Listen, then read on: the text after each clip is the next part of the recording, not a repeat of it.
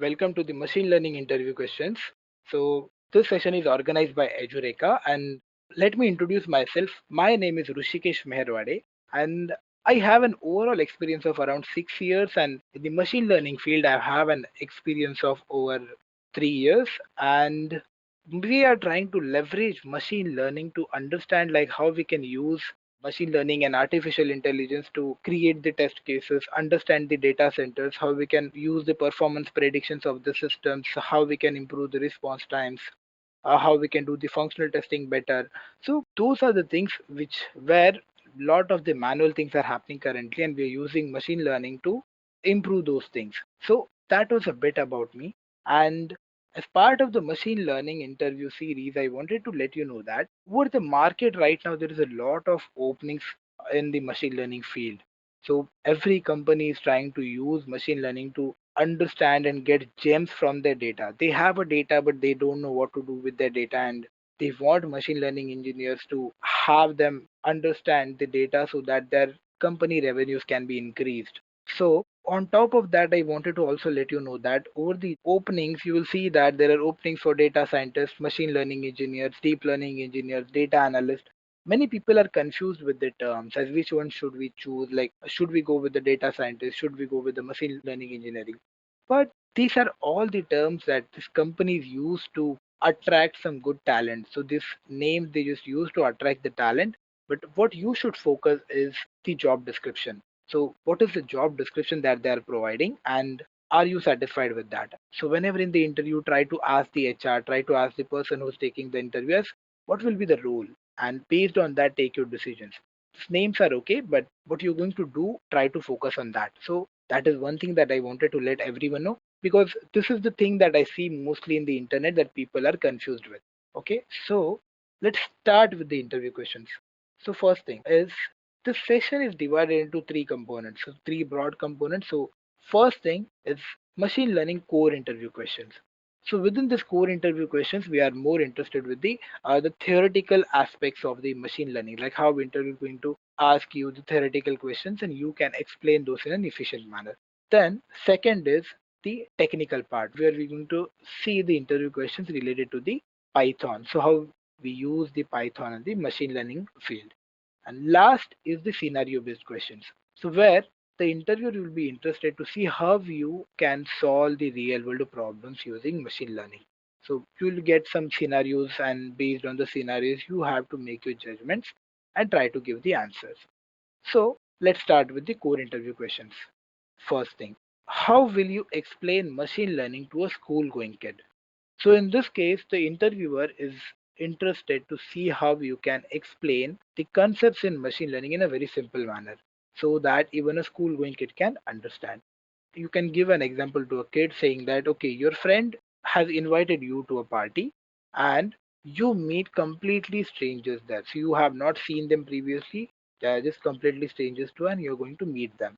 Since you have no idea about them previously, so you will try to classify them based on the available things that you can visualize. That is like what is the gender, what is the age group, so how are they dressed, how do they behave with you, like what is their attitude.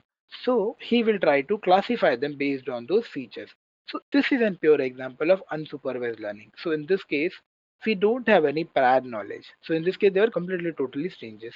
How is it different from the supervised learning?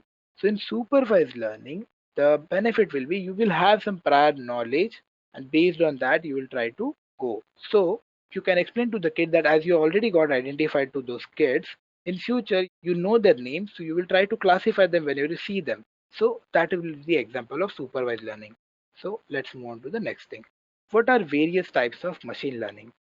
So first of all, you have to say that the machine learning is categorized into majorly three components. So first is the supervised learning, second is the unsupervised learning, and third is the reinforcement learning. So in the supervised learning, it is like learning with a teacher. So training data set is like a teacher is giving you like training the machine. So teacher is trying to train based on the whatever teacher knows. So model is like trained on this predefined data which you have, and it start to make decisions based on the, again based on this rule that it has identified from the existing data. It will try to make some predictions and decisions on the new data. you can give some examples as we have here in this case. When we have apples and bananas, we feed machine apples and bananas with the label saying that, okay, this is the apple, this is how it looks, this is the set of bananas, and this is how they look. So when you feed it to the machine learning supervised algorithm, so what it does is it tries to identify the patterns which are there with each category. So it will set the rule that, okay, apple looks like this, banana looks like this. So this is the training data that we have provided based on which our supervised learning learns it.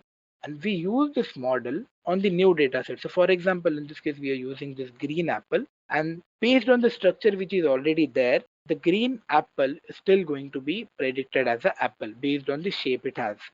Okay, so that is the example of supervised learning. Let's move to the next thing, which is unsupervised learning. So in this case, it is like learning without a teacher.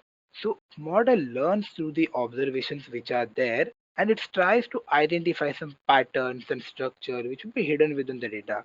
So in this case, we are not labeling the data. So model is given a data and model is left on itself to learn the patterns and relationships out of the data by creating clusters. So clustering is one of the major techniques which are used in the unsupervised learning. There are many, but it is the most popularly used within the unsupervised. So for example, when we feed the apples, bananas, and the mangoes here again, but in this case, we are not labeling them. We are not telling the machine that, okay, these are the apples, these are the bananas. We're just giving it the data, saying, okay, this is what it is. We don't know anything about it. So when we feed it to the algorithm tries to learn the patterns out of it and tries to classify them. It won't say this is apple, this is banana, but it will say, okay, these are similar. So apples are similar, and it'll try to cluster them together. Bananas are similar, it will try to separate them in a different cluster. And mangoes are similar, it will try to cluster them in a separate cluster. So it will try to understand the patterns which are there within the data and give you the clusters out of it. So that is the unsupervised learning. Third part is reinforcement learning. So in this case, model learns with hit and trial method. So assume that we are playing the Mario game, and in the Mario game, the player is called as the agent in the reinforcement learning. We have an environment which is nothing but a game. There will be some predefined actions which agent can take. For example, in the game of Mario, it will be he can move forward, he can jump, he can go into the tunnels, he can fire the bombs. So those are the steps. And based on the steps, your environment will try to reward you. Either it will reward you or it will penalize you. Based on that, your model will get created, which will say, okay, these are the best actions, where when you do these actions, you will get your score more, which is like a reward. And when you do this kind of action, your score will get penalized. So based on this environment, your reinforcement learning will try to learn those things. So that is one example, and you can also give some examples related to the AlphaGo, which is a Go playing game which recently was developed by a Google-based company. And you can also say that chess-based games can be automated with the reinforcement learning. So there is one more category within machine learning which is not much talked about, which is the semi-supervised algorithm. So which are basically combination of supervised plus unsupervised. So in this case, what happens is you have a data set which is half of it is labeled and half of it is not labeled. So in this case, both supervised plus semi-supervised are used to create your models. So you can also give this so that it will be more confident on you. Okay, so let's move on to the next thing. What's your favorite algorithm and can you explain it in a minute? In this case, interview is trying to understand as how you can explain some complicated techniques and technologies in a very simple and simplistic manner to some higher up people or the clients or those kind of things. So make sure you have some choice and you can explain different algorithms in a simple manner. You keep for every example, try to keep some simple examples so that you can effectively and you can easily explain it so that even a small kid can understand as how you're explaining those things. So how deep learning is different from machine learning? In this case, first thing is you have to know that deep learning is not completely different from machine learning. You have to say that, okay, deep learning is a small part of machine learning. And in the core machine learning, based on the input, first you have to do the feature extractions. You have to classify the features which are the good, which are trying to explain your model better based on some exploratory data analysis and based on that, you will feed it to the algorithms, and those algorithms will try to identify the patterns within those and give you the output. In deep learning, it is a bit simplified. What happens is based on the input, the model will try to extract the features on itself and will try to create a model based on those. So it is trying to combine both the things of feature extraction and classification into a single thing, and it will give you the output. So that's why it is recently being very popular. So that is one thing. And deep learning is basically, if you know, the deep learning is constructed most of the neural networks. So, and neural networks are basically borrowed from the idea of the human brain. So, how the human brain works and how the neurons within the brain really works in a very complicated and effective manner. So, those are the things which have been taken and being implemented in the deep learning. And machine learning is about the algorithms that basically parses and learns the data and tries to identify the patterns within the data, apply whatever pattern learned from the data to the new data whichever is coming. So that is the most of the thing which was related with the machine learning, but deep learning has come a bit more advanced to it. Okay, so explain classification and regression. So classification and regression is part of supervised learning. So you have to say this first, that this is part of the supervised learning. Supervised learning is broadly categorized into these two parts, and regression is mostly dealing with the continuous variable. So in continuous variable, it's like you're trying to predict the sales, you're trying to predict the stock market values. So wherever there are continuous predictions, you're trying to do the regression of your data. So classification is like you're trying to predict the different classes which are there within the data. So for example, the classes could be like, is the student going to pass or not? Is my customer going to buy my product or not? And is my salary is within like high, medium, low? So those are the different classes. And when we're dealing with the classes, we say it is classification. And we're dealing with the continuous values, we say it is regression. So in this case, if you see, the regression is like size of your house, area, and the location which are there. And classification is like when you're trying to give it a classes. So very cheap, cheap, affordable. So you're creating a 5 classes here, and that becomes the classification. What do you understand by selection bias? In the statistical term, sampling is basically trying to sample some data from your population. So you are trying to take some portion of the data from the population, and when you have some bias to some specific set of data. So let's assume we want to take a population of all the data scientists within India. When you're talking about India, you have to take data from all parts of India.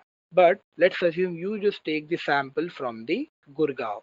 So when you just take the sample from the Gurgaon, you're getting a selection bias. You're getting bias to the Gurgaon, and you're just selecting the data from there. So in this case, you're getting bias to those conclusions of your inaccurate conclusions of yours, and you're not making the accurate decisions based for the population. Okay, so that is the selection bias. So what do you understand by precision and recall? So in this case, let's go on with the example. So let's imagine that your girlfriend keep on giving you surprises from last 10 years of your birthdays, and one sudden day she comes to you and asks you, do you remember all birthday surprises from me? And you just get shocked. And in this case, to extend your life, what you do is you try to recall all the 10 surprising events that you had in your previous birthdays, and this recall that you're doing is nothing but the number of events you actually correctly trying to recall it, and the actual events which have happened. So this is the ratio that you're trying to capture of all the recalls that you're doing correctly and the number of the correct events which happened. So for example, if you are trying to recall out of 10 all the 10 correctly, then your recall ratio is nothing but 1. So which is again 100%. But if you're trying to recall only 7 events correctly, so as per the ratio, what will happen is the number of events you can correctly recall is 7, and the total number of events which are there is 10. So in this case, your ratio will be 0.7, which will be 70%. But let's assume you might be wrong in some answers. So for example, you answered you remember 15 times, but out of this only 10 were correct and 5 events were actually wrong. So you remembered from some another events. So in this case, so you recall all the events which are there, but it's not completely precise.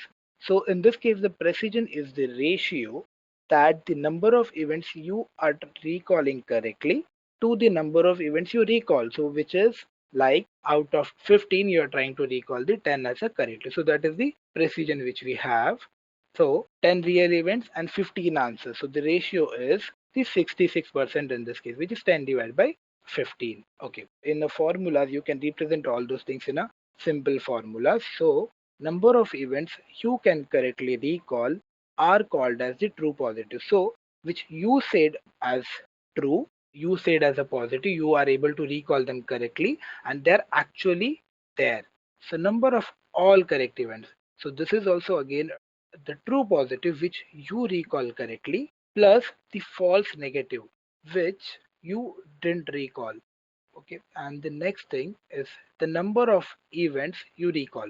So which is true positives plus the false positives. In this case, what's happening is the correct recall that you did, all the events that you correctly remembered, and some which are not correct. So you said, okay, I recall them. So for example, when we had it 15, so in that case, there were some like 10 were correct and 5 were the false positive, which was you didn't recall them correctly. So based on all this above, recall is true positive divided by true positive plus false negative.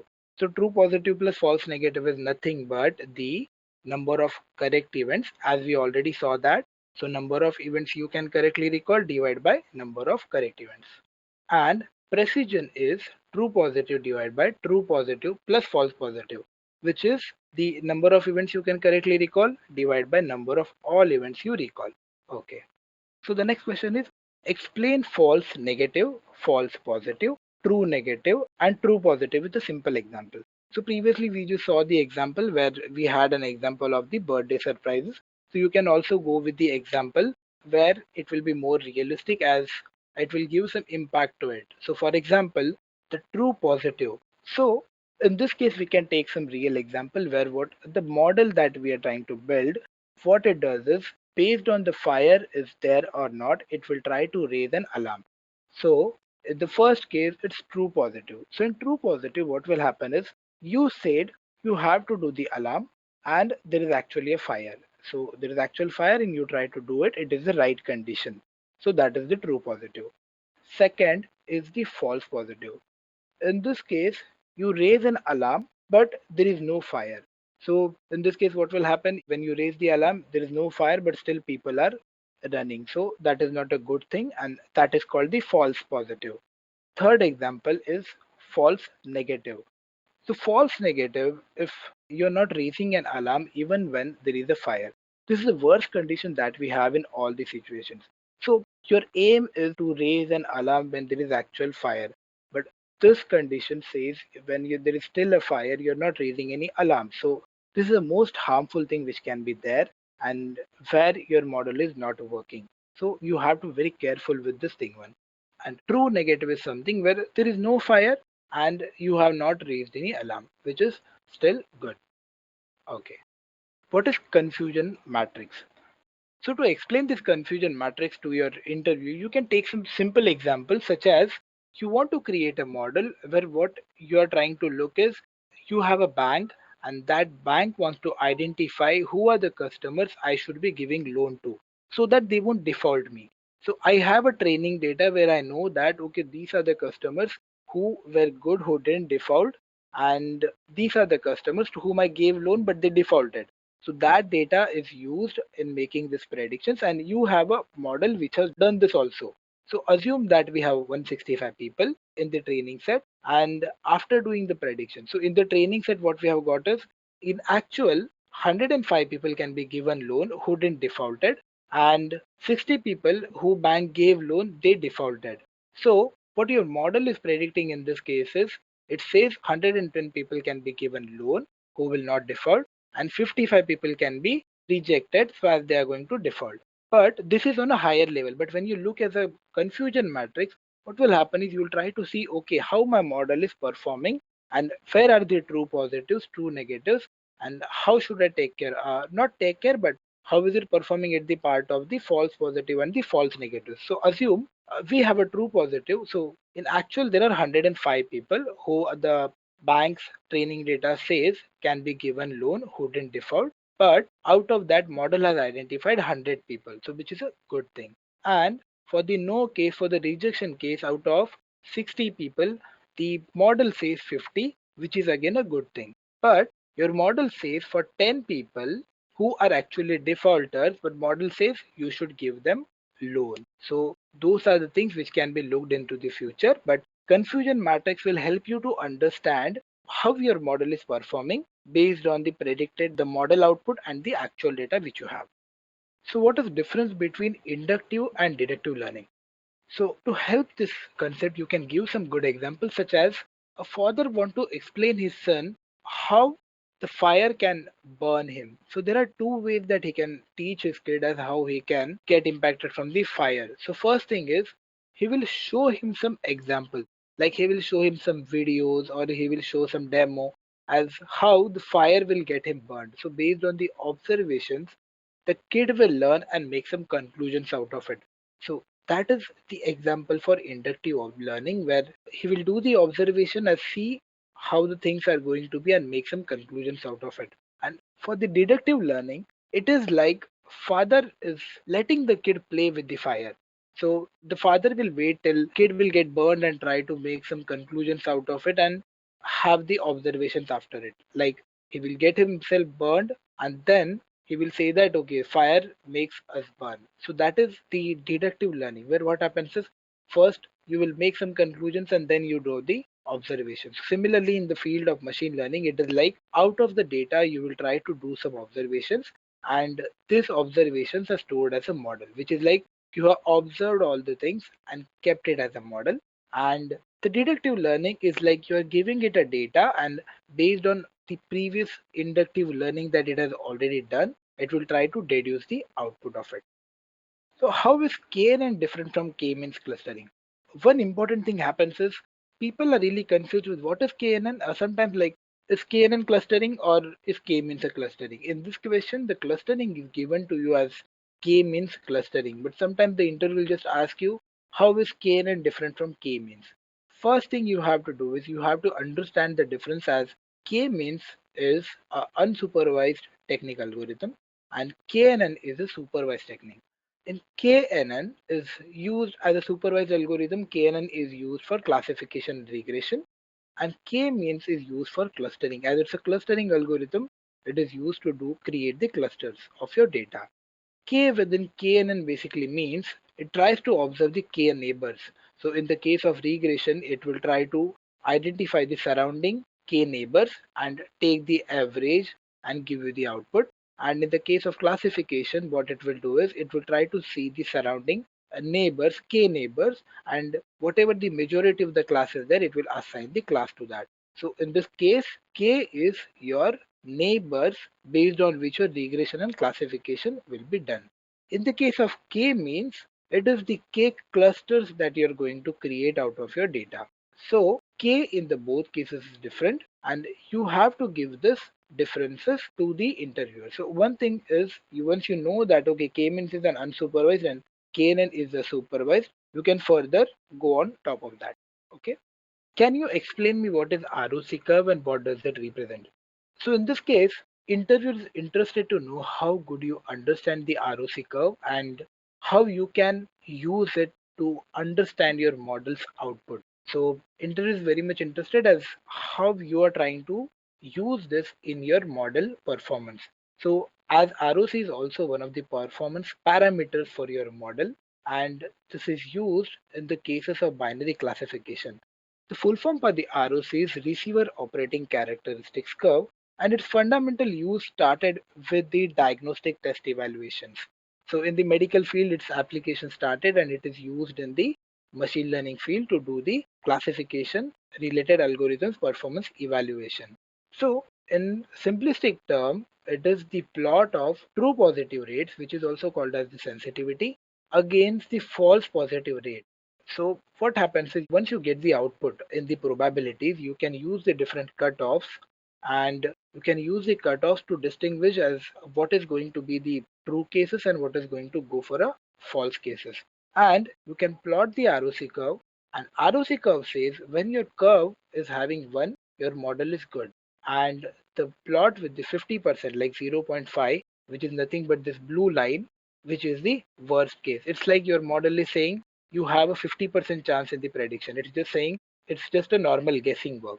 So you're either guessing 1 or 2 with a 50% probability. The more closer to this and more area this curve is trying to cover, the better is the algorithm. So better you're trying to predict the true positive rates than the false negative rates. Your true positive rates should increase faster than the false positive rates in this case.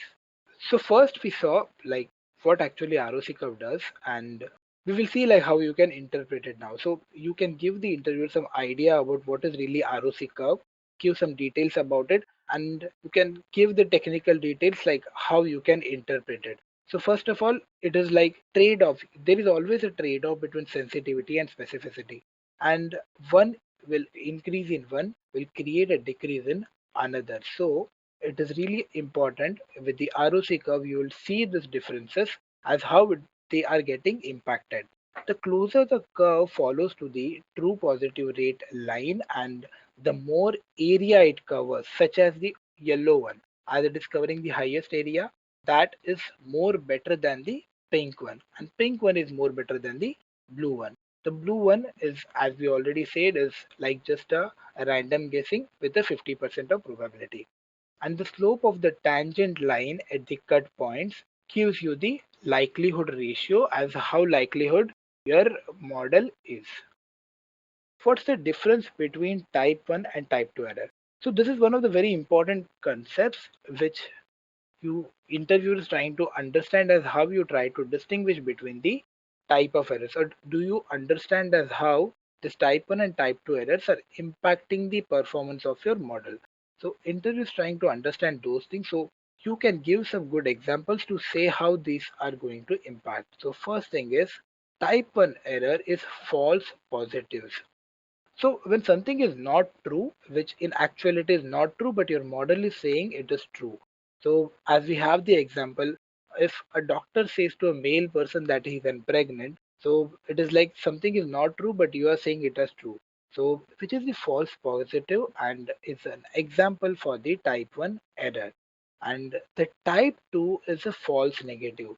So when something you are saying is not there, but in actuality is there. So when you're saying negative, so you are saying it is not there, but in actuality it is false. So that is the false positive. Similar example comes to where female is pregnant and the doctor says she is not pregnant. So this is like your model says something is not true, which is in the negative case, but in reality it is there. Is it better to have too many false positives or too many false negatives? This case really depends on the domain and the type of problem that you're solving.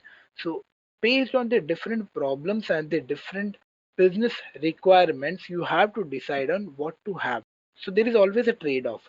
You have to maintain the trade off between these false positives and false negatives, and you have to decide which one we can keep as a more, as we already saw in the previous case, where you can imagine that where a doctor says a male person that he is a pregnant person. So these kind of model is always going to be a problem, and you have to decide like how many of these cases you can manage.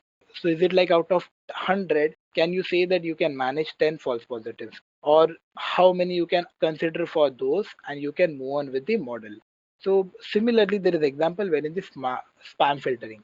So can you say a good mail as a spam or not? So that trade-off you have to manage, and based on that it will go. So this you have to define beforehand which one you can go on with, and you have to create a model as per that. So these kind of questions are mostly related with the domain specific questions. So you cannot just select any one of it and just give example. So beforehand, just try to understand what domain you're trying to explain. And before that, try to first be clear with what is false positives and what is false negatives. After that, select some specific domains and give the examples. So for example, in the medical testing, negatives may provide a false reassuring messages to the patients and physicians that some disease is absent, but you're actually saying it is present. So what will happen in this case is you are trying to give inadequate treatments to both the patients and the disease, which is not required. And these things will cost patients to the medical and the medical agencies, and these kind of things has to be managed. So it is desirable to have many false positives in this case. The other example could be the spam filtering. So in this case, a false positive occurs when spam filtering is blocking or wrongly classifying the legitimate emails. So you can't have that as many times. So users will get irritated when your actual mails are getting into the spam. So in this case, we prefer to many false negatives over the many false positives. So based on the domain, it differs and you have to give the example specific to those domains. Okay. So which is more important to you, the model accuracy or the model performance? This question, the interviewer is trying to understand how better you know these terms. So do you really know the differences between these terms? So first thing, try to understand what these terms are. In actually, the model accuracy is part of model performance. It is subset of the model performance. There are different model performance measures and model accuracy is one of them. So for example, let's consider the case of fraud detection. So in this case, what will happen is you will have millions of rows, and within those only very less percentage of rows will have actual frauds. So in those cases, if you look for the model accuracy, your model accuracy will mostly be higher and it won't give you a complete picture of your model performance. So model accuracy is just a subset of the model performance, and there are more metrics that you have to look to understand the model performance. Next question is, what is the difference between Gini impurity and entropy in decision tree? So both, first thing, both the things are used as a impurity measure in decision tree. What do we mean by impurity measure? So first you have to tell the interviewer what is really impurity in the decision tree. So impurity is something as how disclassified your classes are within the tree. As when you make a splits, how your classes are getting split. So Gini is one thing where what it does is it tries to see as when you pick a random sample out of the different labels, what is the chance of it getting picked? It tries to add those probabilities and create an impurity. So it is basically 1 minus those probabilities. The lesser it is, you're more confident that your labels are getting clustered in a different groups and different nodes. Entropy is a measurement of lack of information. So when you're making a split within your data, it tries to identify as how disorganized this data is. Basically, both are trying to do a similar thing, but they are just doing it in a different manner with different mathematics. What happens is, performance-wise, they both are same, but mostly people would go with Gini as it is less computationally overheading, as entropy uses a log function within the calculations, and that is a bit computationally expensive. So using Gini, it can be reduced. So mostly people would go with the Gini. So what is difference between entropy and information gain? So when we're trying to make a split within the data, entropy is an indicator like how messy is your data within the nodes which you have. So as you keep on splitting the data based on the different features, you have the nodes and within those you have the labels. And entropy is giving you the measure as how disclassified those are within your nodes. Information gain is something which says how better you are achieving the goal of separating your labels into different nodes. So as your entropy keeps on decreasing, your information gain keeps on increasing. So both are related with each other, and as your entropy is decreasing, your information gain will keep on increasing. Your information gain will keep on increasing as your nodes are getting pure and pure. So node purity basically says as you're getting specific classes within the nodes, those nodes are getting purer. So when we are trying to take specific classes, like our classes are getting segregated based on the tree and the nodes are getting purer and purer. So information gain will keep on increasing as we are moving toward the leaf nodes and the nodes are getting purer, and our entropy will keep on decreasing as we are reaching closer to the leaf nodes. What is overfitting and how do you ensure you are not overfitting with a model? So overfitting is really important concept within the modeling performance, and your interviewer is really interested to understand as how you are confident with those terms and how you can explain those, so that once you explain those things, interviewer is interested to see as you know the machine learning models in the right terms or not. So once you do the fitting of your model, there could be three different ways that your model is getting fitted. So first is the case of underfitting. In underfitting, what is happening is your model is not learning completely what is there within the data. It is biased to a specific set of data, and it is not learning the patterns which are there within the data. So when new data comes in, it won't be able to classify it properly or regress it properly. Balanced is a balanced condition where what's happening is your model is learning the patterns within the data in a very generalized manner. What do you mean by generalized is your model is learning it on the training data, plus when you give it a new testing data, it is still able to generalize it what was there in the training data. Overfitting is something which is like very much closely getting fitted with the data which is there within the training set. So it is getting very much closer. It's creating a curve as you see in the diagram, very much closer to the data which is there within the training. So when you give it a new testing data, it won't generalize it very well. So you have to be sure in overfitting, it's trying to create a model which is very much learning all the parameters in an exact manner from the training data, which shouldn't be the case. The next part is how do we ensure our model is not overfitting. So for this, there are multiple ways that we can control the overfitting. First is we collect more data. So as we have lesser data, our model will try to get very much exact to what is there within the training data. Getting more data may help it to generalize well. Second is using ensemble methods that average the models. So when we split our data into multiple components or we use multiple models which will try to understand data in a different manner, each model within ensemble will try to understand the data in a different manner. They'll try to capture the different patterns, and when you try to average those, your overfitting will reduce a bit. Choosing simpler models. So simpler models are like logistic regressions where you understand what is happening.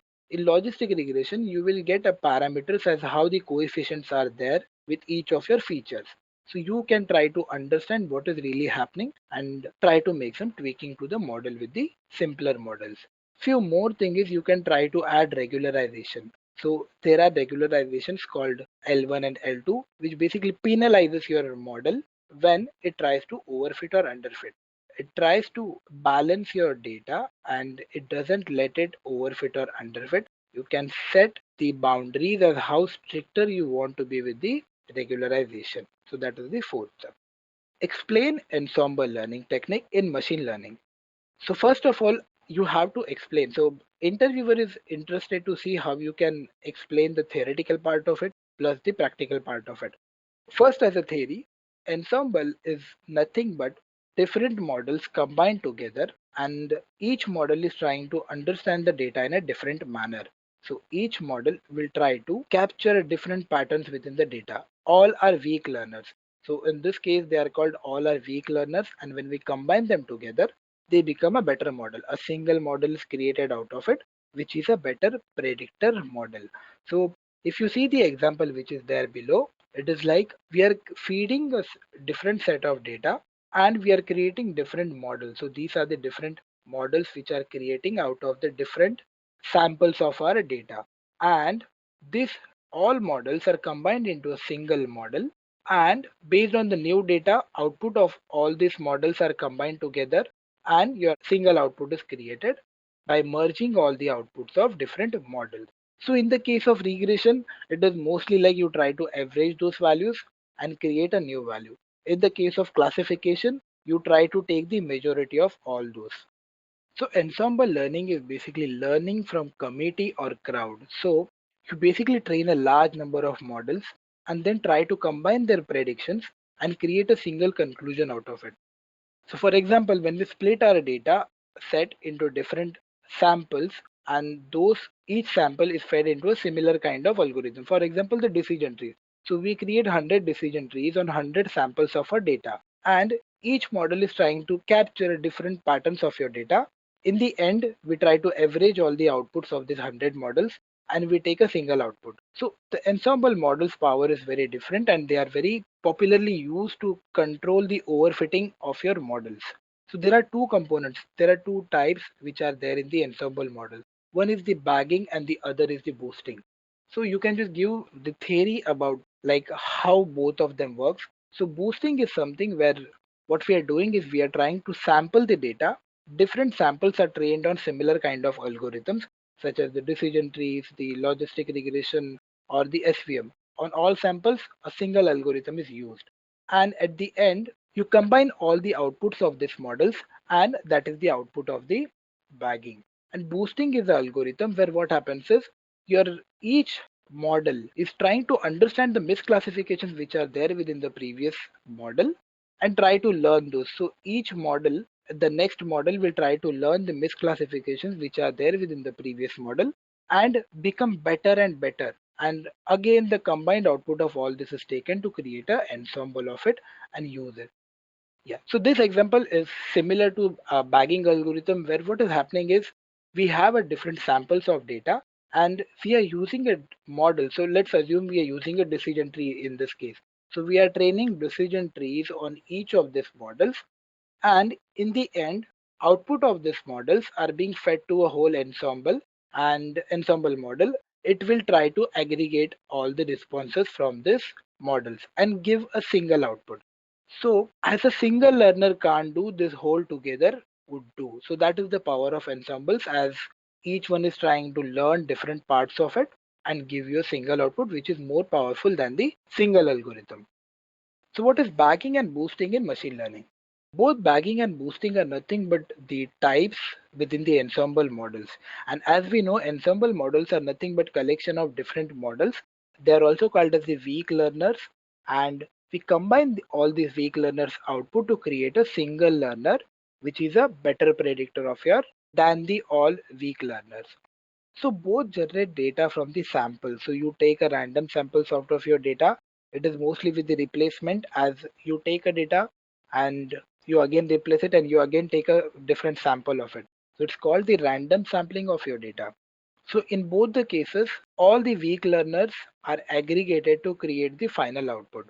So in the case of classification, you try to take the class which is coming as the highest. If you're training 100 models and you have a binary classification, assume that out of 100 models, if 80 models are predicting that your class 1 should be there and 20 models are predicting your class 2 should be there, then in ensemble, class 1 would be selected as the output. In the case of regression, it is like you're trying to average all the outputs. As it's a continuous data, you try to aggregate all the output from the different models. So both are good at reducing the variance. So as both are good at reducing the variance, as they are trying to learn different models, they reduce the overfitting of your data, and in effect, they also reduce the variance which is available within the model. So as part of the differences, boosting what it does is it tries to learn different weak learners. Is different samples are created and each sample is trained on a similar model. So for example, if we are using decision tree, on all sample we use decision tree and each one predicts their performance. Whereas in boosting, what it does is it tries to learn from the mistakes that the previous model has performed. Each model is a better version of the previous model. So boosting tries to weight the misclassified classes which were there in the previous model. And so as it keeps on moving, it tries to change their weight and create a new model so that the new model will give more weightage to the ones which were misclassified in the previous model. So with this, it keeps on improving itself. Bagging gives equal weightage to each model's output while creating ensemble output of your model, whereas boosting gives a different weightage to each model. As each model is an improved version of the previous one, they have a different weightage, and the data weights are also changed as within the each bagging model. So your weightage is also changed while you are aggregating the output of your boosting data. So as an ensemble model, both bagging and boosting helps you to solve the problem of overfitting and in effect helping to reduce the variance. Boosting tries to also reduce your bias, which is nothing but underfitting. as you keep on learning from the previous mistakes, you're getting better and better with the instances which are not much good, which is the bias. How do you screen for outliers and what should you do if you find one? In this case, your interviewer is interested to know as how you give importance to the outliers, how you understand them, and when you find them, how you are trying to improve your models with the outliers, how you take your decisions once you know you get the outliers. So first thing, you screen the outliers using different ways. So some of the ways are, one is the box plot. So box plot really helps you to understand when you plot the data, you see that box plot uses an formula of IQR, which is interquartile range, multiplied by 1.5 plus your third quartile minus your first quartile. This 1.5 multiplied by IQR is added to the third quartile to create the outliers on the top, and from the first quartile it is subtracted to create the outliers in the bottom line. So that is one way to screen the outliers using box plots. Second is the probabilistic and statistical model.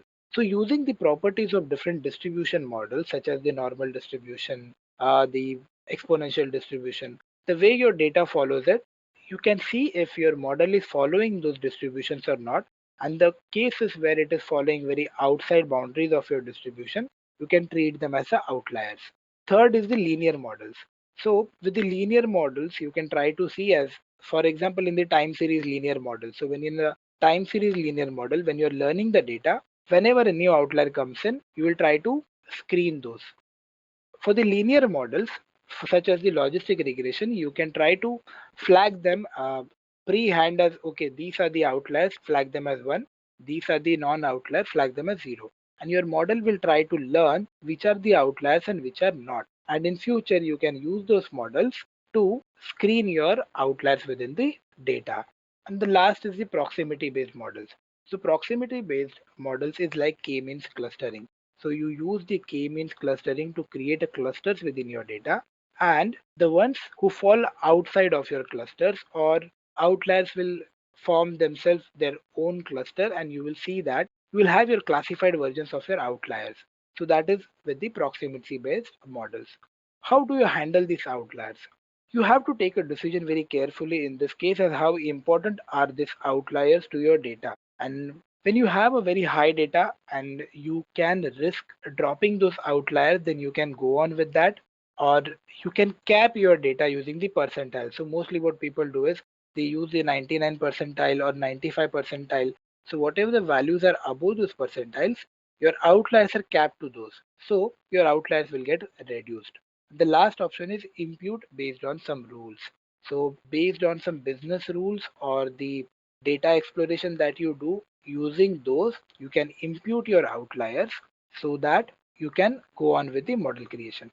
What is collinearity and multicollinearity? So this is one really interesting thing as what happens in this cases. So collinearity occurs when you're trying to do a regression on a multi-features and you see that your two of the predictors are correlated with each other. For example, let's assume you have a date of birth and the age. So when you have both of this, your date of birth and age is always going to be correlated with each other. So in those cases, these two features are part of collinearity within the regression. Multicollinearity is something which occurs when you have more than two variables which are correlated with each other. So we can extend the previous example, which is we have the age, we have the year on which he was born on, and the class that he is on currently. So for example, if he is on fifth class, he is on seventh class. So those are also going to be correlated with each other. So in this case, we have three predictors which are correlated with each other. So what do you understand by eigenvectors and eigenvalues? So let's just see a bit of example to understand what is really happening in this. So in the left case, if you see, we have a square matrix which is being multiplied by a non-zero column matrix equal to again some a non-zero vector. And on the right side, if you see, we are getting an equation where our original square matrix is being replaced with 3 and we are still having the column vector. So we are able to represent the whole thing which is there on the left side to the right side by replacing the scalar. So the scalar in this case is called as the eigenvalue in the original vector, and the multiplication that we are doing, the second vector is called as the eigenvector. So let's see the mathematical definition for this. If you see this equation, Ax is equal to lambda x. So in this case, eigenvector of your square matrix A is a non-zero vector x such that for some number lambda, we have this equation. So in this case, we have this square matrix A multiplied by our eigenvector gives us a lambda multiplied by eigenvector. So we are getting a scaled down version of the scalar square matrix as a scalar and which have its own applications. So for example, how is this thing used? So a few of these use cases are eigenvectors are used to understand the linear transformations which is there within your original square matrix. So in data analysis, we visually calculate the eigenvectors for the correlation and covariance matrix of the original data. So whenever we have any data, we can calculate the correlation matrices, covariance matrices, and we can calculate their eigenvectors from those matrices. What this basically gives you is how much of your transformations are there and within the data, and these eigenvectors calculated from these correlation matrices can be used in the further algorithms called the PCA and the factor analysis. And these algorithms really helps you to reduce the dimensions which is there within your data. So that is from the point of data analysis. The other applications are eigenvectors are the directions along which a particular linear transformation acts. So when you apply some linear transformation, this eigenvectors are actually giving you like in which direction those transformations are being applied. So this is like when you apply those transformation, what is the direction which is being there. It can also be used to do the compressions within the data. So eigenvalues and eigenvectors are also used in the image field where images can be compressed using those values. What is A/B testing? So A/B testing is a statistical hypothesis testing which tries to compare different cases. So in our cases, we want to measure how different model performs as compared to each other. So assume that in production you have a model which is already running and tries to see how your users are clicking through your products and they're buying those products. So your model basically predicts some recommendations of the products and captures like how what is the ratio that once you recommend them and they buy it, you introduce another model into the system which is just limited to few users, and which also does is it recommends few products and captures how many of them are actually buying those products. And using some hypothesis testing such as the t-test, ANOVA test and different tests, A/B testing tries to identify which model is better, which is trying to give you a better output in a comparison. So you can give the examples to the interviewer as in the cases where we want to identify when a user clicks on the pages to increase the outcome of the interest. So some websites what they do, they try to introduce different functionalities to different users and see how different functionalities are creating a better outcome and better revenues. And they use those things in the future. So what is cluster sampling? So when you have a population and within a population, you have different clusters available. So for example, the previous example that we saw when we want to find out salaries of all the data scientists within India. So we have different clusters like we have a cluster of Gurgaon, we have a cluster of Bangalore, we have a cluster of Mumbai, Pune, Hyderabad. So these are the different clusters which we have within which there are different data scientists. When we try to randomly select those clusters for our analysis, that is called as the cluster sampling. So in this case, the sample is nothing but different clusters and we are trying to select those samples. So for example, if managers are your samples, then companies are basically clusters and we do the clustering of these different companies. When we select random clusters of these companies, that is called as the cluster sampling. So running a binary classification tree algorithm is quite easy. But do you know how does the tree decide on which variable to split at the root node and its succeeding child node? So you can explain the things we have discussed already about the Gini and the entropy parameters. So what Gini does is it calculates for subnodes what is the probability and success for each classes, and that is done by it squares the probabilities of success like p square with the q square, which is the probability of success for each class and the probability of failure for other class. Once these probabilities are calculated, your weighted Gini score is calculated for each node. So whenever you have a lesser Gini score, you go with that feature for the splitting of your nodes. Entropy is the measure of impurity or randomness within your data. It's like how misclassified your classes are within the nodes. So it's for the binary classification. When you have the binary classification, we have the probability of success, we have the probability of failure. So for the positive class, we have the probability of success, and the other one, we have the probability of failure. So we use the entropy formula to calculate which one to split. So for whichever variable we have the lesser entropy, we go with the split of that node. So entropy is basically zero when a node is homogeneous.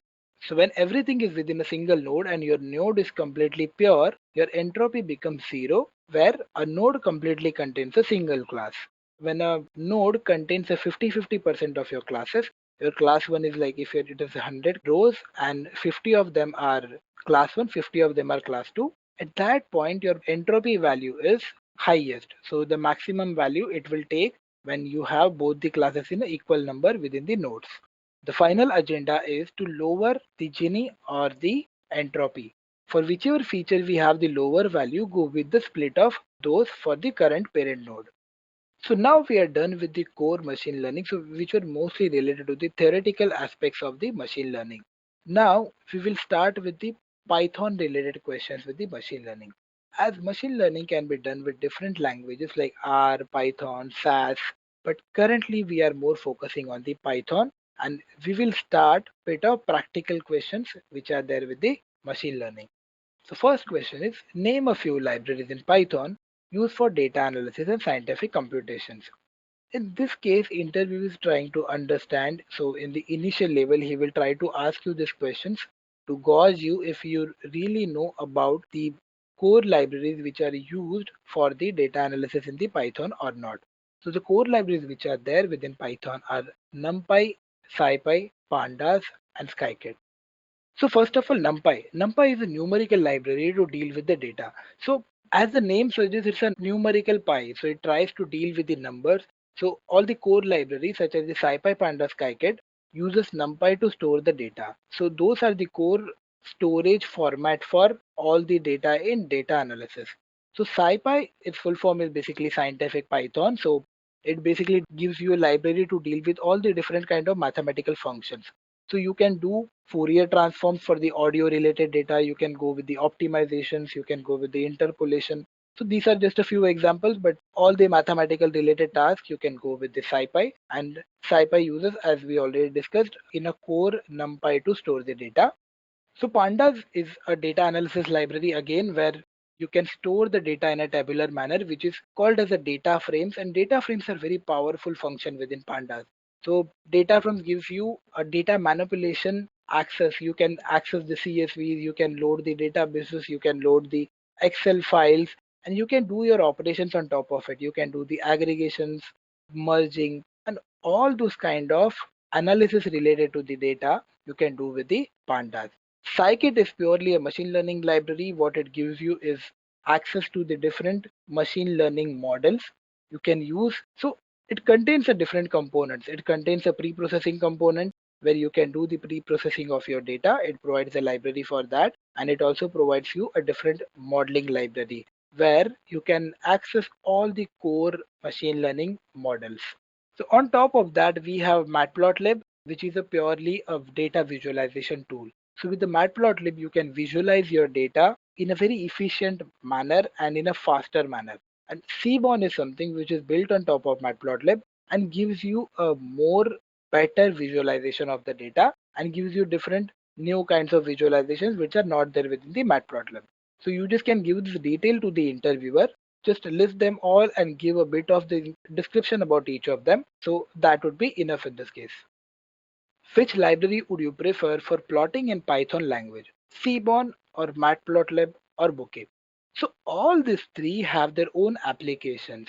So preference is something that would come based on the thing that you're currently performing with the data analysis stage. So for example, when you're doing a quick analysis within your data, so you want to have a quick access to the charts, then you can use the Matplotlib. For example, Matplotlib provides you a quick access to the bar charts, pie charts, histogram, line charts, scatter plot. So for the quick analysis and your data exploration, you can go with the Matplotlib.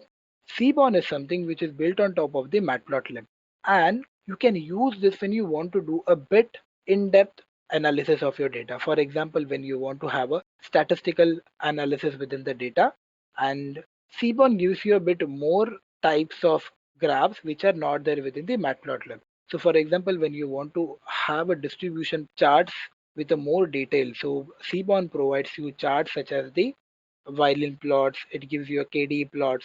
So for the detailed explanation of your data, you can go with the Seaborn. Bouquet is something which is an interactive visualization. Bouquet you go when you want to present your data to something of the outside world, when you want to publish it on a web and you want your user to interact with the data, then you use Bouquet. So when you go to the outside and you want to publish your visualization to the outside public, you use Bouquet for that purpose. So how are NumPy and SciPy related to each other? So this thing you can give a bit of detail as what is really NumPy first and what is really SciPy. And the thing is SciPy is a bigger library and NumPy is part of it. So NumPy is a smaller part of SciPy. NumPy helps you to define arrays and you can perform some operations on top of those arrays using the NumPy libraries. So different types of operations are like indexing, sorting. You can change the shape of it. You can change the matrices. You can create a splits within your data. You can merge different arrays together. So NumPy will help you with all those. SciPy, you can go to a next level when you using on top of this NumPy arrays when you want to create some mathematical formulation. You can go with the SciPy. So when you want to do the optimization, you want to do the Fourier transform if you have audio data, for those kind of applications, you can go with the SciPy. So what is the main difference between a Panda series and a single column data frame in Python? So interviewer, he would like to really understand if you know the core concepts within the Python or not. And pandas is something which is the core of the data analysis, as all your data is stored within pandas and you're dealing with pandas most of the time. So in this case, interviewer will try to gauge you as you know the basic terms which are there within the pandas or not. So first thing, data frame is something which can store multiple columns, but a series cannot store multiple columns. So series is just a single column, but with the data frame, even if it's a single column, you can go with the multiple columns, you can add the columns to it. And there are some limited functions which are there with the series, and data frame has additional functions on top of series. So for example, LOC is a function which is there on top of this. So data frame is the upper level layer on top of series and gives you more control to the data. But the basic difference is with the series, you just have a single column, but with the data frame, you still can add more columns to the data. How can you handle duplicate values in data set for a variable in Python? So in this case, you may have to write a code and show to the interviewer that how you can really achieve this thing. So you can just import the pandas library, show that you are just reading a random file using the pd.read underscore csv, and you use the build data frame.duplicated to get the list of all the duplicate values which are there within the data, and just show that you can also drop those columns if sometimes we want to drop those, thereby some mistake created by the collector. So the duplicate values can be removed using the drop underscore duplicate columns. So these two functions you can try to show and explain them what they do. That would help you in that. Write a basic machine learning program to check the accuracy of the data set, importing any data set using any classifier. So in this case, you're not limited with what data set you're loading, what data classifier. The important thing which you have to show is how you are loading your performance parameters, and things that the interviewer will gauge is how you are trying to use the performance metrics. Are you trying to use it on the test set or the training set? Or you're trying to use it on the train data or just a test data? So you have to be very sure, as you don't have the computer to do the output, you just want to write it. So you have to be sure that you are using a test set to show the accuracy parameter, and you have to use both training y and test y in this case. So you have to start with the complete program. You have to show all the steps which are involved within the accuracy part. So you have to start importing your data. Just take some random data. You can just show that you are reading some data and try to separate your data into the X and Y, the target data and the predictor data, and try to create a split within the data of train and test validations. You can use whatever ratio you want to use. You can use 80%, 70%, 50% as you like. but you need to give some justification to that also if your interviewer asks for it. Once we have split our data into train and test set, the next task is to use the classifiers to train the data and create a model out of it. So you can use any classifiers here, but choose something which you already know better, because interviewer will ask you whatever model you're going to use in the next step. So you have to be sure whatever you're using, you know it better.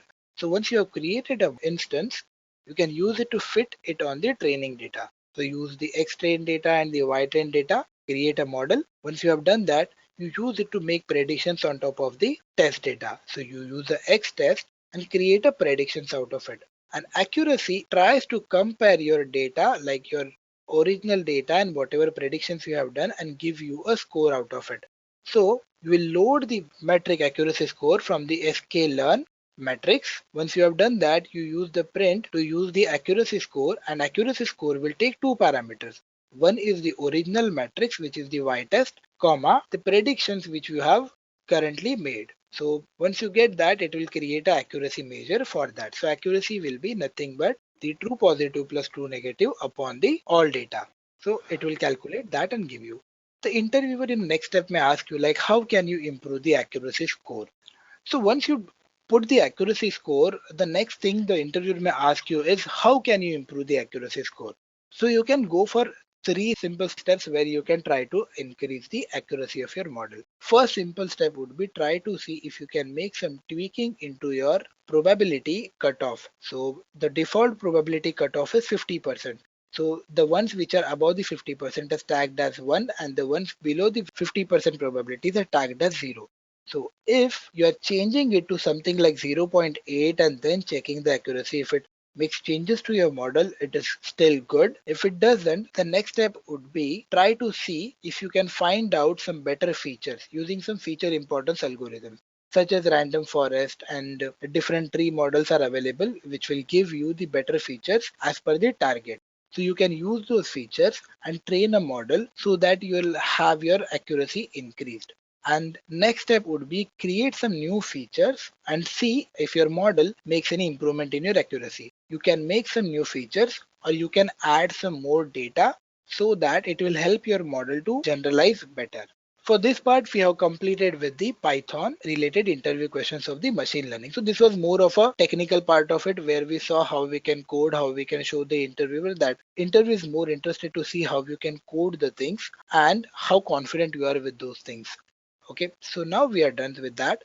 We will now move on to the scenario based questions, where we will see some puzzle kind of things, and the other are real problems where the interview is related to understand as how you try to solve those problems. Let's start with those. So you are given a data set consisting of variables having more than 30% of missing values. Let's say out of 50 variables, 8 variables have missing values higher than 30%. How will you deal with them? So missing values could be of any reasons. So something like it's your data got corrupted while storing and you got a missing data. The person who collected the data may have done some mistakes and that data is treated as a missing data. Or it could be like there is nothing for those kind of values. So it's like it is supposed to be blank and it's supposed to be missing. So there are different conditions for those. So let's see how we can try to handle those things. First, we can create a new feature which will say, okay, this much of the part is non-missing and this much of the part is missing. So we can assign it 1 and 0. We can create a new binary variable. It's possible that this thing is trying to give you some idea about the data, and there will be some hidden pattern within your data because of this some missing values. So it's possible that creating this new feature will help your model to give the better accuracy and give the better performance. Second thing, we can remove that completely. If you have a high count of data, so for example, if you have a very good amount of data and you can say that, okay, I can leave with removing this 30% of the data, then you can bluntly remove this. If it is not giving any value to you and you can't spend much time on trying to improve it or trying to impute it, then you can bluntly remove it. Or you can check the distribution. So for example, there are different ways to check how your missing values are to the similar cluster. So some examples are, you can see your missing values are clustered on some other values. So can we give those cluster values to those missing values? So it's like identifying clusters, and based on those clusters, we give values to the missing data. Or the second thing is we use the distribution. So if they are continuous in nature, we can use the distribution to assign some data to them. So write an SQL query that makes recommendations using pages that your friends like. So assume you have two tables. First table is a column table of users and their friends. Second table is a two column table of users and the pages they like. It should not recommend pages you already like. So why would interviewer ask an SQL question in this case? So it is like he's trying to understand how better you know the recommendation engines from the database point of view. So it is like he's trying to understand your knowledge in a different term. So first thing, you have these two tables. So first table is including, you can assume, you have to make some assumptions and draw the picture of this two tables first. So first table will include a user ID and a friend ID. Second table will include a user ID, the page ID they have liked. And then once you have this structure of these two tables ready, the next step is to merge them together based on the friends. So as we are interested to know as which friends are liking which pages, and based on that we want to recommend it to the original user. So first thing is we have to combine these two tables using a unique key, which is the friends ID. So we join these two in the SQL using the friends ID. That is one condition. Second condition says it should not recommend pages you already like. So what you do, you have to have a way where you can exclude the pages which were already liked by that user. So this can be done by an inner query, which you can use here to select the pages which that user has already selected. And in the where condition, you can say the page should not include this.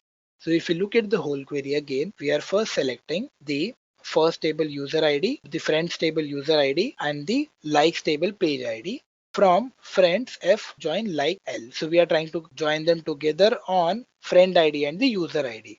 Second is, as we mentioned, that was the first thing. And the second thing is we try to remove the recommendations, the pages which he has already liked.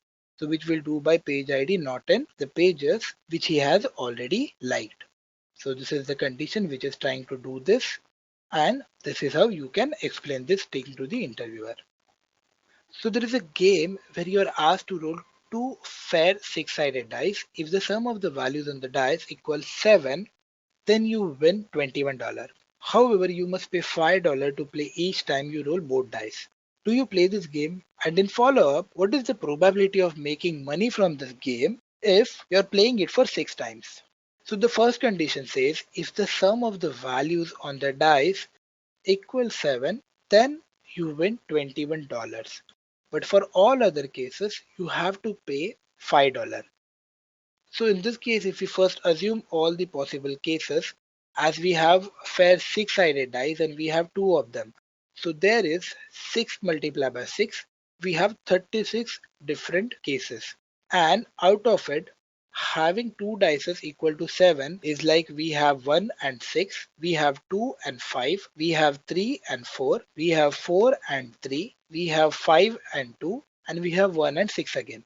So those are nothing but 6 possible chances are there out of 36. If we take a ratio, 6 by 36 will give us 1 by 6 ratio. So this says we have a chance of winning $21 1 in 6 games. So assume that we are playing 6 games and out of it we win one game of $21 and 5 games we lose. So in this case for 5 games we have to pay $5 and this will be $25 and we are winning one time which is $21. In this case if you see there is a loss. So we are paying $25 and we are winning $21 in this case.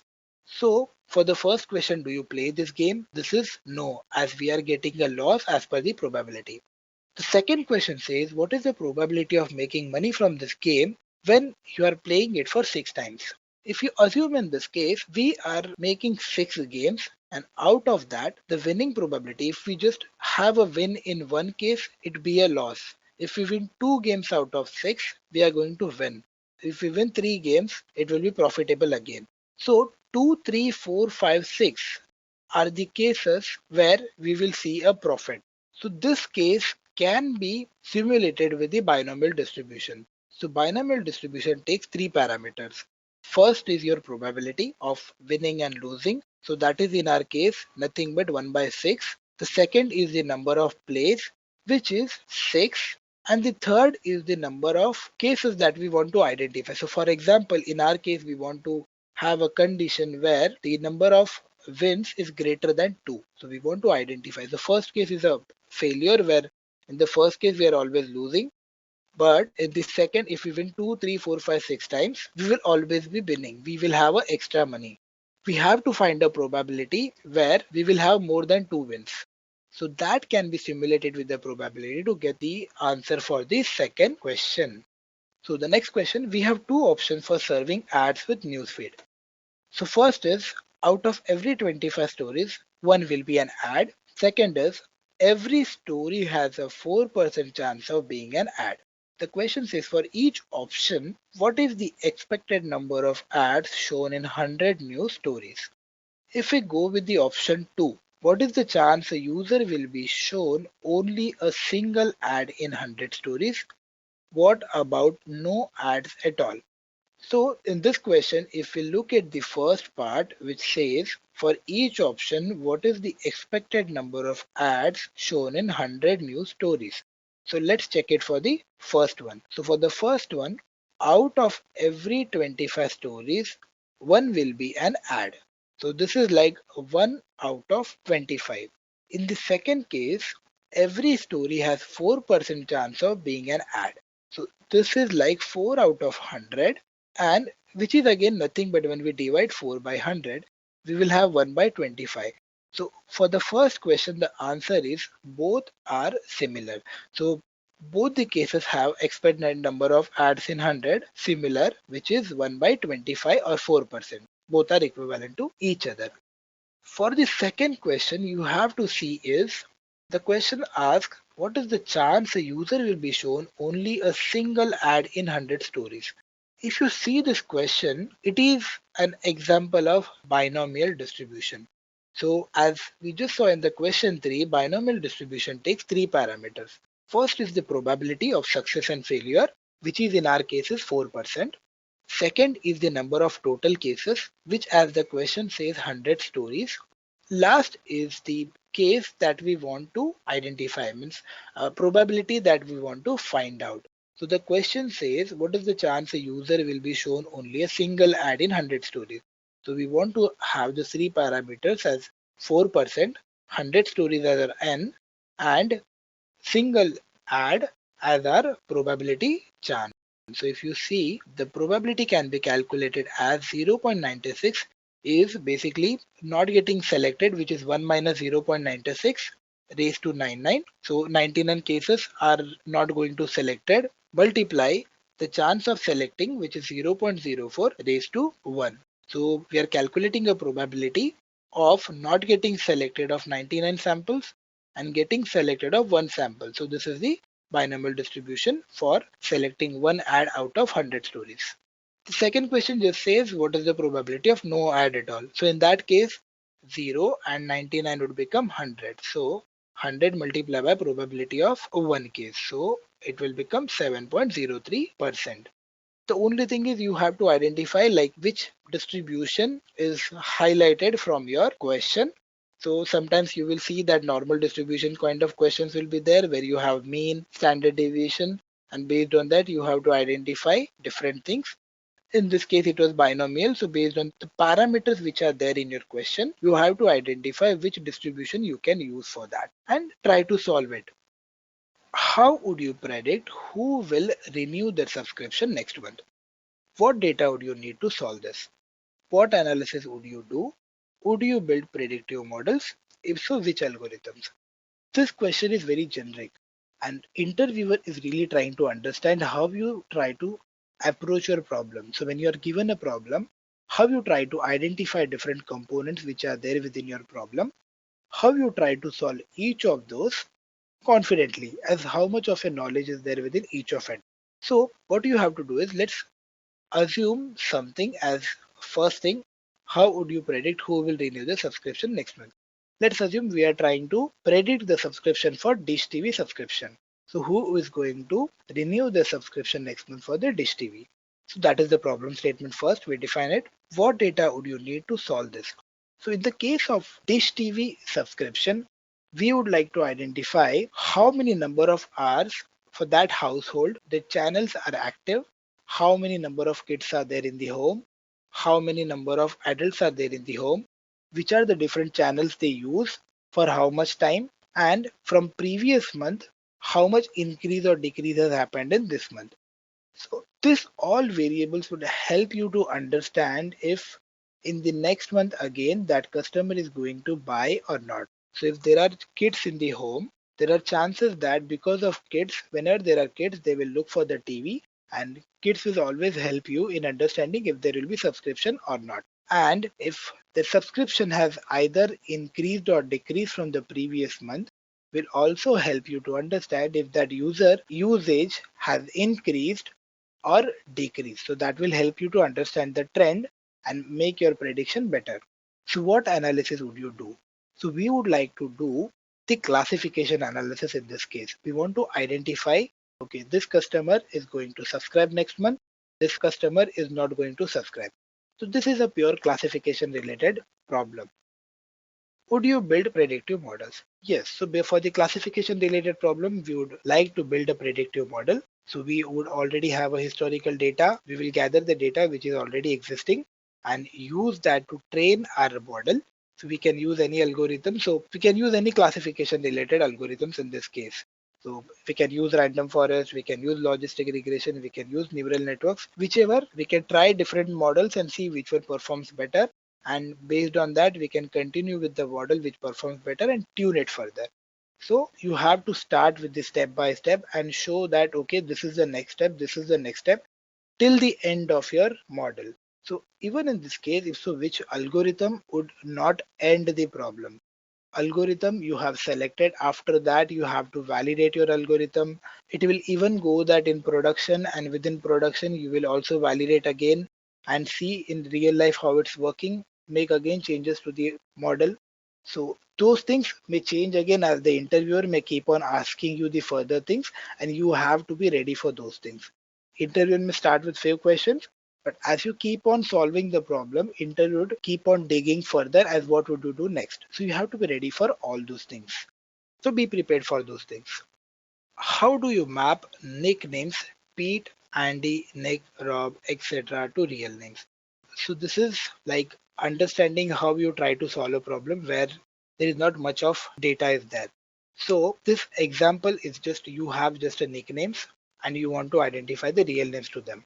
So this can have different answers. It is not related to a single answer and there is no generic fixed answer. But interview would be interested to know as how you are trying to approach the problem and solve it. So few things could be like, as you don't have any data, first you try to gather as to which components these things are related. So for example, if you are trying to understand these nicknames from a Twitter tweets, try to see who is trying to refer to who, and based on these nicknames, see the relation as which person is trying to talk with which person, and you can try to identify based on the NLP algorithms as what is the real names for those people. So similarly, you can try to identify in the Facebook, or if you have some customer feedbacks and within those customer feedbacks you want to understand this, you can do it that way. But this would be more like you have to understand in the context. So in which context people are talking to whom, and based on that, you can try to identify the real names. So this is just a one example, but it is not related to just single one. You can create your own, as I said, there is no single answer to this problem, but it mostly depends on how you are trying to approach that problem and solve it. A jar has 1,000 coins, of which 999 are fair and one is double-headed. Pick a coin at random and toss it 10 times. Given that you see 10 heads, what is the probability that the next toss of that coin is also a head? So let's first try to split the problem statement that we have. So the different components are, we have 1,000 coins, of which 999 are fair. So for the fair case, we can say that okay, there is 0.5% probability that it could be head or it could be tail, and one is double-headed. So it is not having probability and it is just 100% probability that it's a head. We pick a coin at random out of this 1,000 and toss it 10 times. So each time we select a coin, we toss it. We select a coin, we toss it. So we try to do it 10 times. Given that you see 10 heads, what is the probability that the next toss of that coin is also a head? So let's see what we can do in this case. So basically we have two types of coin which can be chosen in a two different ways basically, and there are probabilities associated with each and they are different. So for the first type of coin, which is fair, we have 999 out of 1000, so which is 0.999, and the chances of selecting the second coin, which is unfair in nature, is 1 out of 1000. So these are the probabilities that we have got first. Now, as the question says, we have already chosen 10 heads. We have already done some experiment and we have got 10 heads. So what is the probability of selecting those? So selecting 10 heads in a row is equal to the chances of selecting fair coin multiplied by getting 10 heads plus selecting an unfair coin. So if we see that, first thing is selecting 10 coins from the 999 fair coins is, we have the probability 0.999 multiplied by the fairness is basically probability 0.5 raised to 10, which will give us 0.999 multiplied by 1 by 1024. So when we multiply this, we will get a chance of selecting coin A, which is nothing but selecting the 10 coins from the fair coins.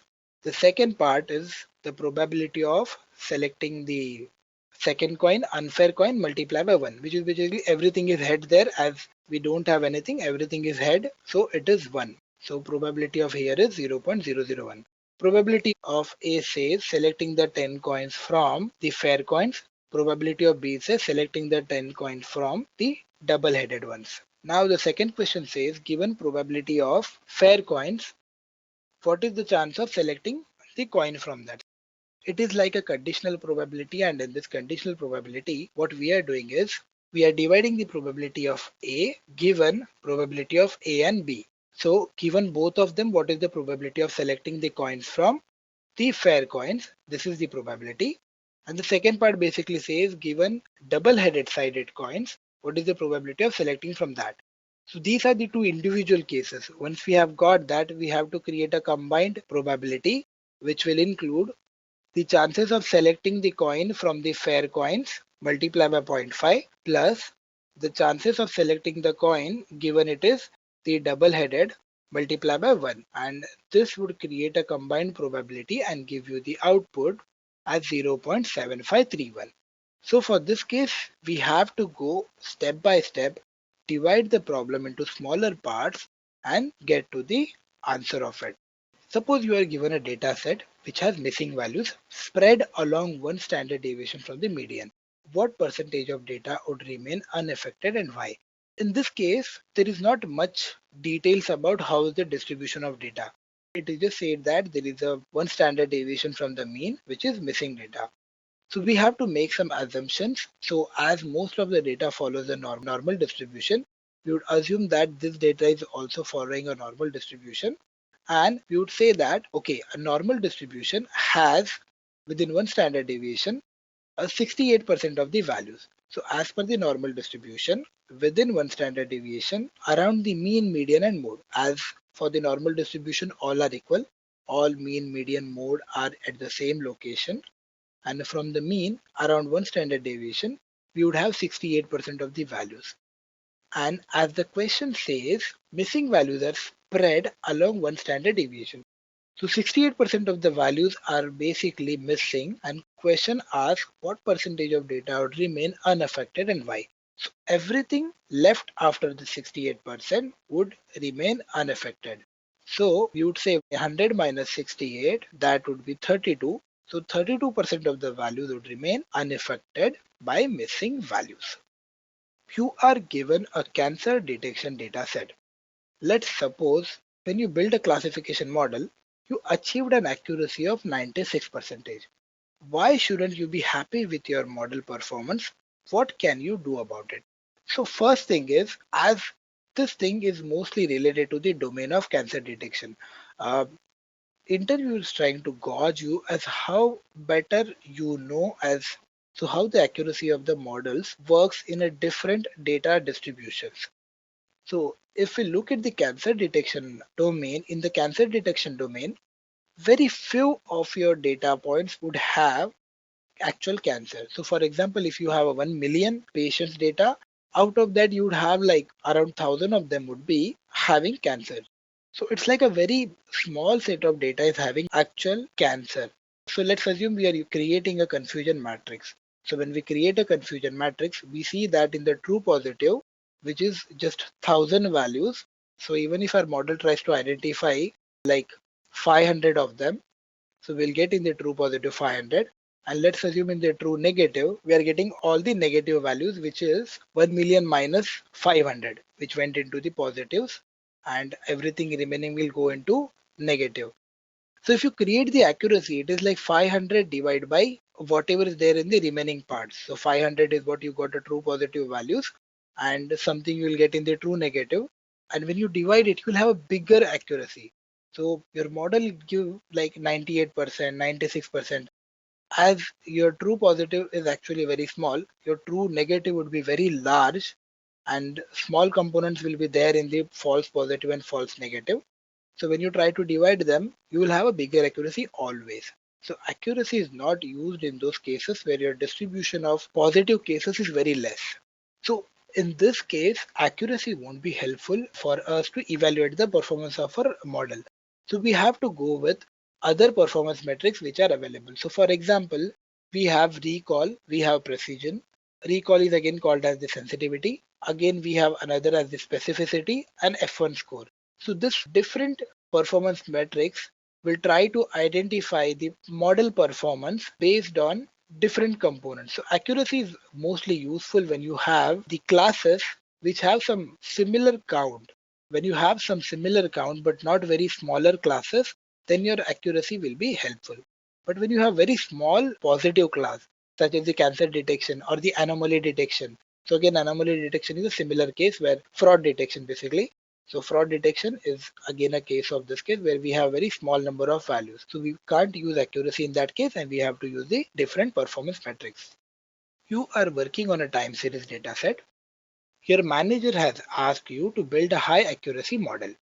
You start with the decision tree algorithm since you know it works fairly well on all kinds of data. Later you tried a time series regression model and got higher accuracies on the decision tree model. Can this happen? Why? So first thing, as it is a time series data are mostly linear in nature. So as the next value would be related with the previous value. So let's assume we want to look at the stock prices. So stock prices which are today are related with the yesterday. So whatever value was there yesterday, it is the either higher or lower as compared to what was there in the yesterday. So as compared to this, what decision models would do, decision models would just try to identify some rules within your data. So they would just do some rules which is very non-linear in nature. If there is actually some proper patterns within rule, the decision tree would really helpful. But what the time series related regressions would do it, they would try to regress it based on the historic value as they are linearly correlated with the previous values. The time series regressions would work by regressing it on the historic values. So that's why time series regressions would be more accurate than the decision trees because we have a linearity available within the time series data. Suppose you found that your model is suffering from low bias and high variance. Which algorithm you think could tackle this situation and why? So first thing, so low bias and high variance. So bias and variance are the term mostly used when, so bias basically means you're getting bias to a specific set. So when you have a higher bias, your model is getting underfit. It's not preferring anything and it's just underfitting your data. And high variance is something where your model is very much overfitting to your data. So in our case, it says there is low bias and there is a high variance. So our model is doing a overfit. So first thing is we can use some kind of bagging algorithms. So what these bagging algorithms do is they try to divide your data into multiple samples. So those are samples with the replacement and each sample is trained with a decision tree. So now what happens? We are creating multiple trees which are trying to understand different patterns within the data set. Whatever data you are feeding, whichever sample you are feeding, whatever the patterns available within that sample, each model is learning those things. So now you have a weak learners, and when you combine those weak learners, You create a strong learner which will also try to reduce your overfitting. And how it reduces the overfitting is, as you're creating more and more models, if some of them is trying to overfit, the others will try to help to get balanced variance in this case. The other technique that we have is we can use the regularization technique. So regularization, there are two types of regularization. There is L1 regularization and there is L2 regularization. Those techniques we can use to penalize the model. So what happens, those try to penalize whenever your model goes for a higher variance, it tries to penalize it by some parameters that we provided. So based on those parameters, it tries to restrict your model for going beyond the limited threshold of the overfitting. So the regularization is the second technique. And third is we can use the feature importance. So we can use the different tree based techniques, like we can use the random forest like feature importance techniques to select top features, and we can use those to create a model so that our model will try to fit with those important features. So when we try to add all the features, some features may make our model very much overfitted, and when we have a newer data, it may not generalize well. So when we try to identify which are the important features, then our model will try to generalize well to the actual patterns which are there within the data. So it's always better to go with feature importance, try to select the features which are important, then create our model on top of it. So these are the three techniques that we can use to reduce the variance. You are given a dataset. The dataset contains many variables, some of which are highly correlated and you know about it. Your manager has asked you to run PCA. Would you remove correlated variable first and why?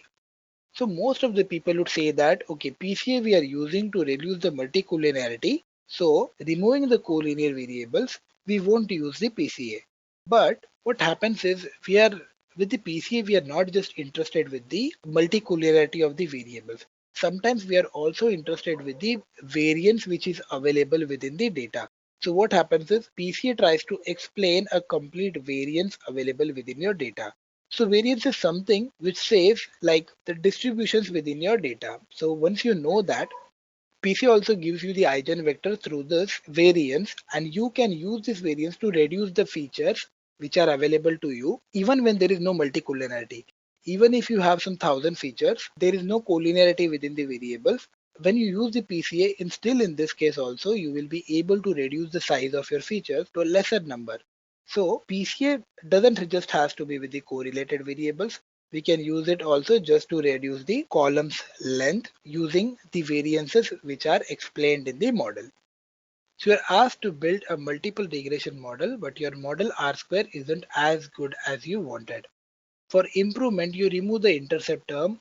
Now your model R square becomes zero point 0.8 from 0.3. Is it possible and how? So first thing, what is R square?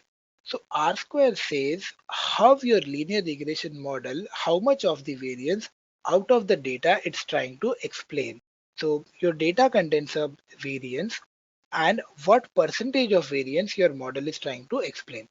The more the variance it is trying to explain, the better is your model trying to represent your data. So the formula if we see for the R square is R square is equal to 1 minus summation of y minus y hat, which is the predicted values, square upon y minus y mean square. So intercept basically refers to the y mean. So in actual, the intercepts are representing the y mean and they're helping the model to maintain based on the y mean. So in the presence of it, we are creating a R square, which is something different. And when we are removing the y mean, so when we are removing the intercept, we are removing the y mean. In our case, as a denominator becomes small, our R square would become big.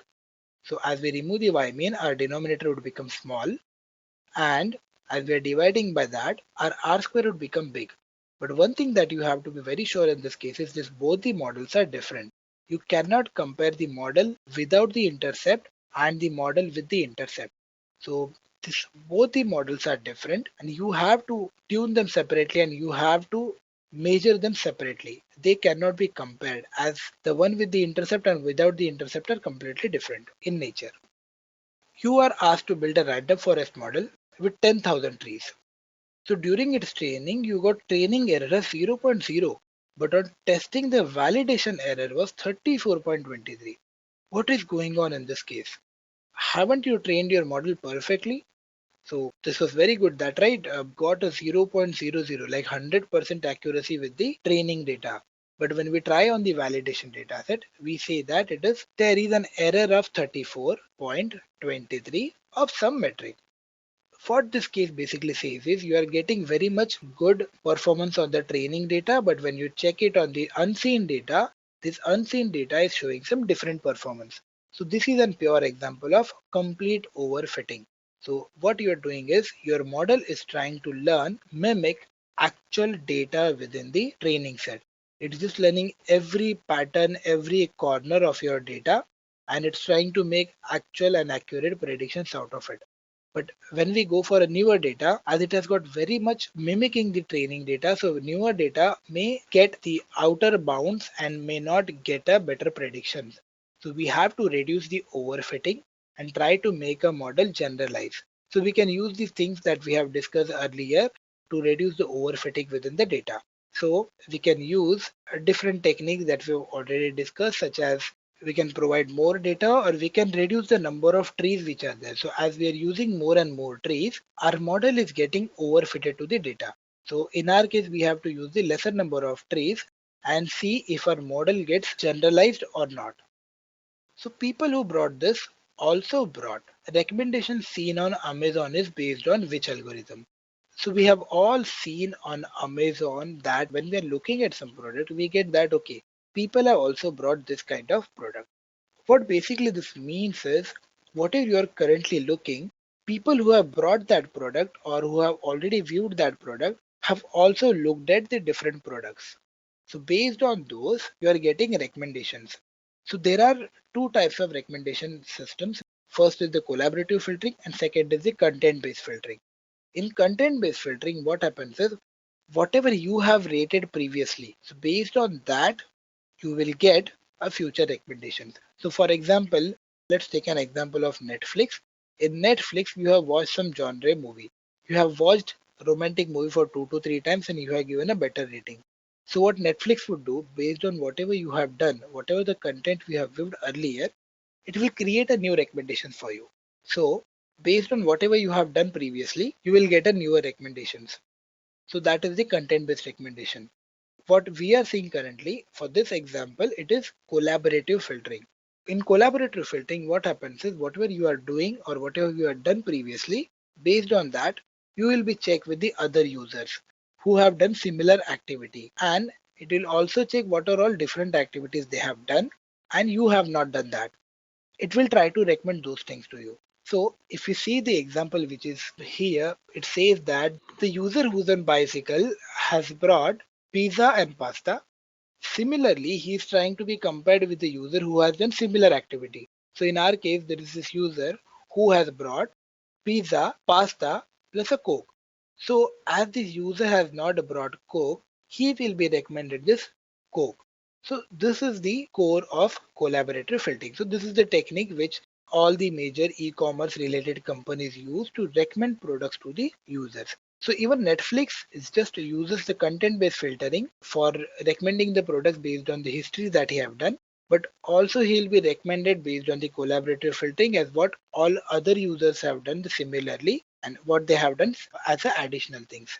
So that's how the recommendation systems works. Just to summarize what we have done today, so basically we have started with the three components, three types of interview questions. We started with the core machine learning components, which involved more of a theoretical components in the machine learning. The second was we looked into the Python related questions on machine learning. We saw some practical aspects. What are the different components within Python? How we can write some Python code? How interviewer will try to gauge you? How you can write the code and those things.